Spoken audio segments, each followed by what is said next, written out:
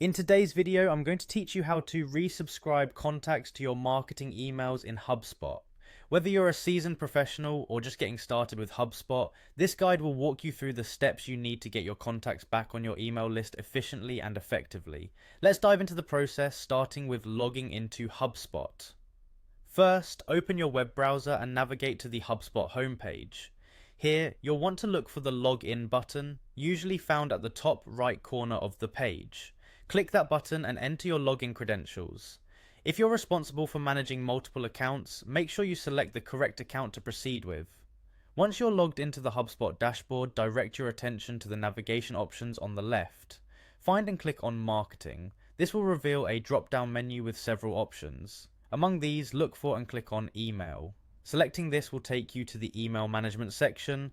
In this section, you'll see a range of settings and options to fine-tune your email marketing efforts. For our task today, locate and click on the Settings tab. This particular section is where you can manage various configurations related to your email campaigns, including the subscription settings we'll focus on today. Next, you'll need to navigate to Subscriptions. This option allows you to control and adjust how your contacts subscribe and resubscribe to your email marketing communications. It's crucial in managing your audience and ensuring compliance with email marketing regulations. Now here's the main part. To resubscribe contacts, you need to click on Resubscription Email. This specific tool is designed to facilitate the process of re-engaging contacts who have previously opted out of your emails.